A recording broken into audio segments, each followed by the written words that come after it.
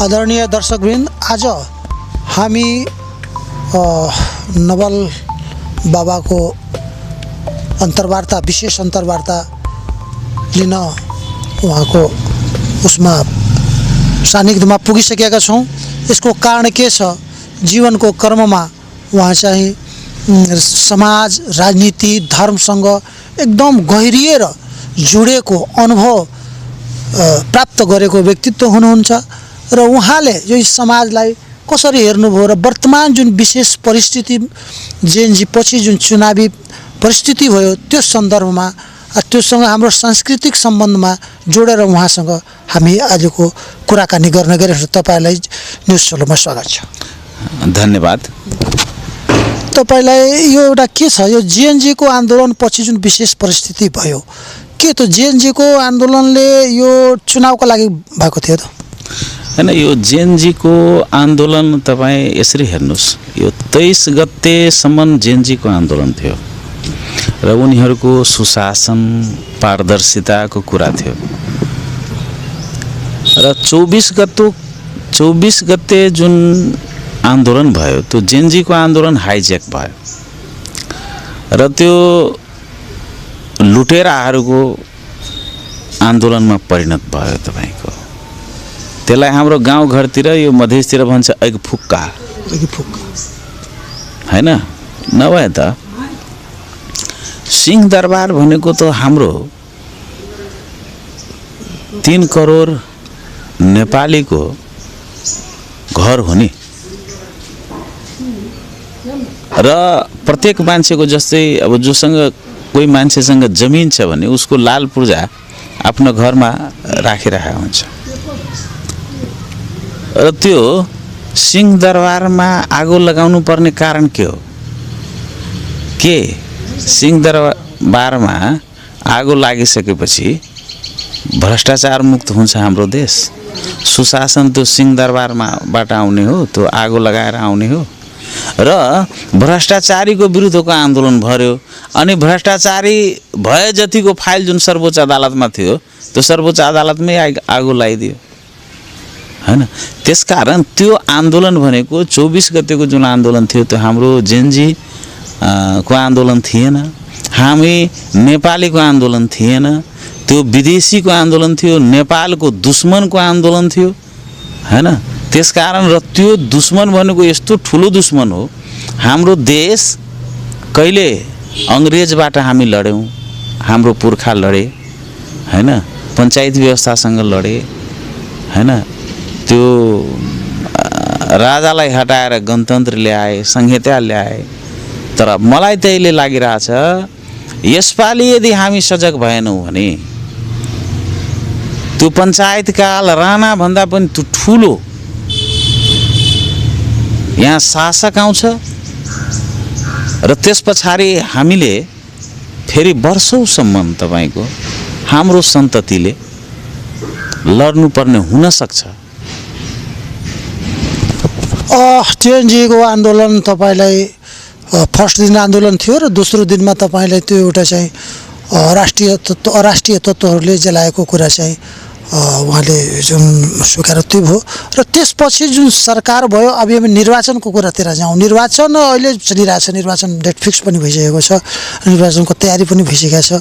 अहिलेको निर्वाचनलाई अब जसरी कि आम जनतामा के त 5 वर्षको लागि उनीहरूले भोट दिन्छन् र विशेष परिस्थितिले फेरि चाहिँ मध्यावधिमा, अहिले मध्यावधि नै त्यसलाई भनौँ, त्यो मध्यावधि निर्वाचन जुन भइरहेछ त्यसमा कसरी चाहिँ यो जाने? अब यो चुनिसकेपछिको सरकारले यो के जेएनजीको माग सम्बोधन गर्ला वा यो जनताको चाहिँ तपाईको यो भ्रष्टाचारी निर्मूल होला, कसरी चाहिँ मतदाताहरू चाहिँ यसमा उत्साहित हुन्छन्? यो विषयहरूलाई कसरी हेर्नुहुन्छ? कसरी यो टुङ्गो लगाउने?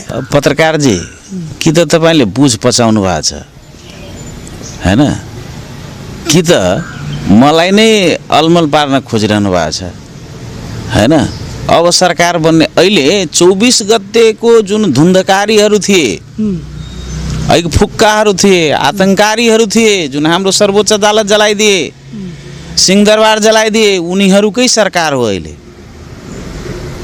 उनीहरूकै सरकार हो। किनभने जो सरकारमा गए तो के भनेर गए? हामी चुनावी सरकार हो, चुनाव गराउँछौँ, चुनावको वातावरण कसरी बन्छ त्यतातिर हामी लाग्छौँ।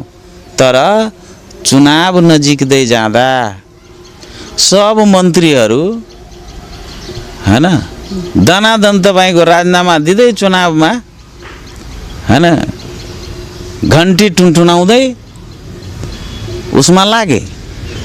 यो के हो? यो भनेपछि यो चाहिँ जेएनजीको आन्दोलनपछि जुन सरकार त चुनावी सरकार भए तापनि तिनीहरूले एउटा खास पार्टीको लाई जिताउनको लागि त्यो मन्त्रीहरू राममा दिएर उद्धत भइरहेको छन्। त्यसले चाहिँ एउटा के स्पष्ट जनादेश त पाउँछ हैन? स्पष्ट जनादेश त के पाउँछ? नेपाली जनता त्यति नबुझेका होइनन्, बुझेका छन्। अहिलेका जुन सरकार छन् अथवा अब भनौँ न अहिलेका सरकार भनेको त्यही घन्टी घन्टावालाहरूको सरकार छ हैन? र त्यो हाम्रो देश विरोधी सरकार हो, मधेस विरोधी सरकार हो, धर्म संस्कृति विरोधी सरकार हो हैन? त्यो खगेन्द्र सुनारले के भने रे? गाई काट्न पाउनुपर्छ। अनि गाई काट्नेलाई हैन अहिले त त्यो काम चलाउ सरकारमा हुँदा त गाई काट्ने पाउनुपर्छ भनिरहेछ त भोलि त गाई नै काट्ला नि। भनेपछि यो एउटा नामित इत्यादि कुराहरू र राष्ट्रिय जनावर पनि गाई हो। भोलि राज्यले त्यसलाई कुनै बजेट पनि प्रावधान गर्न सक्छ। अन्य राष्ट्रमा यस्तोहरू हुन्छ कि आफ्नो राष्ट्रिय पशुपन्छीलाई रक्षा गर्नको लागि बजेट नियोजन गर्छ। यसमा अहिले नेपाल सरकारले नगरे पनि भोलिको दिनमा यो राष्ट्रिय जनावरलाई गाईलाई संरक्षण गर्नुपर्छ र यसको गौ हैन यो धर्म विरोधी नै हुन् यिनीहरू। अब तपाईँलाई भन्छु यिनीहरू झुठा कुरा कति गर्छन्। अब अस्ति आएर बालनजीले के भन्नु जनकपुरमा अधिकार माग्न अब काठमाडौँ जानु पर्दैन हैन, घुम्न जाने हो, त्यहाँ अधिकार त यहीँ हुन्छ। र एकातर्फ रवि लामिछाने के भन्छन्? संहिता चाहिँदैन हैन, संहिता भनेको प्रदेश भनेको भार हो। अनि यो हाम्रोतिर हुन्छ नि छेपार हो, गिरगिट भन्छौँ। त्योभन्दा पनि बढी त उनीहरू त आफ्नो कलर चेन्ज गर्छ त। उनीहरूलाई यो उसमा के भन्छ छेपारोलाई पनि हराइदिन्छ यिनीहरूले। कम्पिटिसन भयो भने त्यो रङ चेन्ज गर्ने बेलामा त्यो कम्पिटिसन भयो भने यिनीहरू छेपारोलाई हराउँछ। र संस्कृतिको कुरा गर्नु हाम्रो खास गरी मधेसको त भन्छ मधेसको म छोडा हो, तर बालेन शाह प्रमुख हुँदै गर्दा सबभन्दा पहिले के गरे? उसले सबभन्दा ठुलो काम के गरे थाहा छ तपाईँलाई? नोटिस गर्नुभएको छ? रानी पोखरीको छठ बन्द गराउने रे। अब ल भन्नुहोस्, अब मधेसीको छोडा हो छठ बन्द गराउने त्यो हैन? अब त्यो मधेसीको छोडा त काठमाडौँ जस्तो महानगरपालिकाको मेयर भइसकेपछि मधेसीले त्यहाँ 10,000 मान्छे भर्ना भयो त कतिजनालाई त्यसले जागिर दिए त? ऊ आफै भनिरहेछ I am not Royal Shah, I am Royal Shah भन्छ त। मैले तेली शाहमा होइन। अनि त्यो आफै यार म मधेसी हो भन्छ। कहिले के भनिरहेछ, कहिले के गाई काट्ने कुरा पनि गर्छन् र म हिन्दू पनि हो, बुद्धिस्ट पनि हो भन्छ। के भन्छ के भन्दैन थाहा छैन। यो एक किसिमको राजनीतिमा जनतालाई अन्यल सृजना यसले चाहिँ गरेको छ। अनि चाहिँ उनीहरूले के समग्र राष्ट्रको विकास गर्ने नीति त देखिँदैन त्यसो भए त? होइन, समग्र राष्ट्रले विकास के गर्छ? के रणनीति केही पनि छैन। यसलाई क्रिस्चियन मेसिनरीबाट सञ्चालित यो सरकार हो। तपाईँ पत्ता लगाउनु न।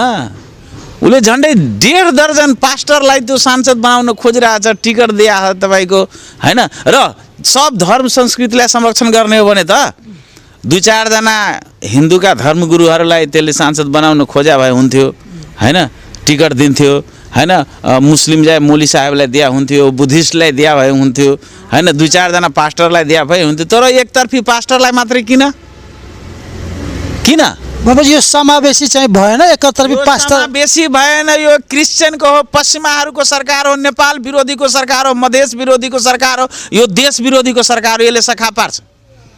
भनेपछि अब यो निर्वाचनमा होमिसकेको बेलामा अब कसरी चाहिँ मतदानमा चाहिँ के कसरी मतदान गर्ने त? कसरी चाहिँ जनताले चाहिँ एउटा मोबिलाइज हुन्छ त? एउटा हाम्रो देश जोगाउने या एउटा संस्कृतिको रक्षा गर्ने किसिमको तपाईँको के छ अभियान? कसरी गर्ने त? हैन, यो पार्टी जोगाउने को यो चुनाव होइन, यो देश जोगाउनेको उ छ। र एउटा हाम्रो गाउँघरतिर भन्छ खाएले मुह खाइ छ हैन। पहलमान मात्रै त रणभूमिमा लड्छ के। अनि लड्ने क्षमता कोसँग छ?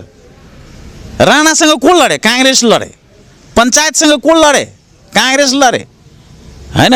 राजासँग को लडे? काङ्ग्रेस लडे। अनि उसलाई भोलि पनि काङ्ग्रेस नै लड्छ, आज पनि काङ्ग्रेस नै लड्छ हैन। त्यो म विश्वस्त छु र यस लडाइँमा पनि नेपाली जनताले यो 3 करोड हैन, नेपाली जनताले आदरणीय जनसमुदायले नेपाली काङ्ग्रेसलाई बल दिन्छ हैन। र नेपाली काङ्ग्रेसले यो जुन अहिले आफतको जुन समय छ, पीडादायी समय, सङ्कटको जुन समय छ, त्यस सङ्कटबाट नेपाली काङ्ग्रेसले यो देशलाई पार लगाउँछ भन्ने कुरा आश गर्न सकिन्छ। भनेपछि महामानव बिपी कोइरालाले जुन रुख रोप्नु भएको थियो, जुन सिस्टम बसाउनु भएको थियो, त्यही सिस्टमलाई प्रयोग त बालनजीहरूले पनि त त्यही सिस्टमलाई त प्रयोग गरिराख्नु भएको छ नि त। बालनजीले कुनै सिस्टमलाई प्रयोग गर्नु, चुनावमा जाने त अब उनीहरूको नै डेमोक्रेसीमा जाने, चुनावमा जाने त नेपाली काङ्ग्रेसको त फन्डामेन्टलै प्रिन्सिपल हो नि। एउटा के छ भन्दाखेरि सियो भएर जाने र फार हुन्छ कि गाउँघरतिर, अनि तपाईँको त्यो फार भएर निस्किने भन्ने कुरा छ, त्यो प्रयोग मात्रै हो। यदि